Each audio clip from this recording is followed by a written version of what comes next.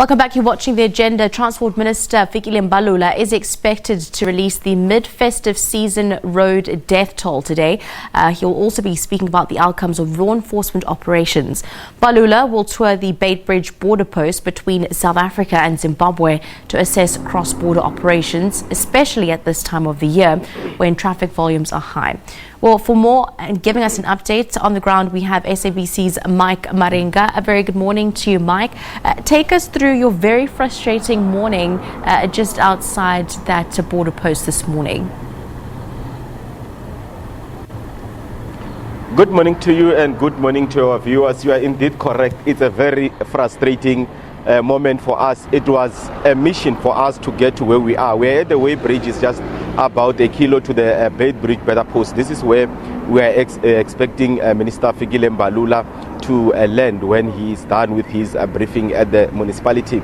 But let me quickly take through what we have experienced on the way. Driving from Polokwane to the Beitbridge border post, it's a very, very big mission in that we've got a lot of broken cars on the road, overloaded trailers that are broken on the road. Others are on the side of the road. We just passed two minor accidents. There were no fatalities. It's just people who were injured. They were waiting for ambulances to attend to them. And getting to Musina itself, it was a hassle to get here because the traffic is it's baking for about two if not 5 kilometers to the Musina town, and traffic officials, both national and provincial officers, are struggling to control the traffic because there are just so many cars that are heading towards the border. So what they have done now is to stop the cars at least a kilo away from this Beitbridge, because we are told at the other side, at the border post, there is just no parking for any vehicle. So it's difficult. They can't allow cars to pass through. If you look behind us, there are people who are walking literally into the border. They have left their cars behind because there's no parking. This is the strategy. When they get there, they are going to have their papers processed so that they can go through.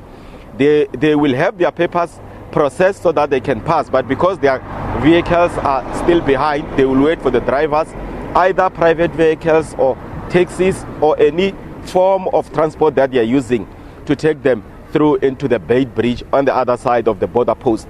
So we are seeing hundreds of people literally walking into the border post. We will be going there with Minister Fikile Mbalula to check as to how packed the place is, because what I'm saying now is what the traffic officers have just told us to say. There is no way they're going to allow cars to cross into the other side because there's just no parking. So we'll be there in the next few minutes when Minister Mbalula is done with his briefing to see for ourselves what Mbalula will do also, because this is part of the Cross Alive campaign. He will be going to where buses are, where trucks are, to check on their routine, and also if people are getting assisted at the border. That will be happening in the next 30 minutes or so. Now, Mike, of course, you've shared your frustration of trying to actually get to the border post. You've also given us an update with regards to the policing contingent, the traffic control contingent, and that authorities are struggling at this point in time. Have you been able to speak to commuters and members of the public who have decided to get out of their cars and walk to the border post? Yes, most definitely. I managed to speak to a few of them as they were passing. What they are indicating is that they are frustrated. Some of them came here last night. They were hoping that by this time they will be at their respective destinations. But unfortunately, because of the processes, they are still stuck on the road. They are very frustrated. But they are hoping that in no time they will be able to go through. The most challenging part is that even if they had their documents checked, there is no way that they can cross and leave their vehicles behind. Customs is also struggling to clear all the vehicles at this point in time because there are just so many.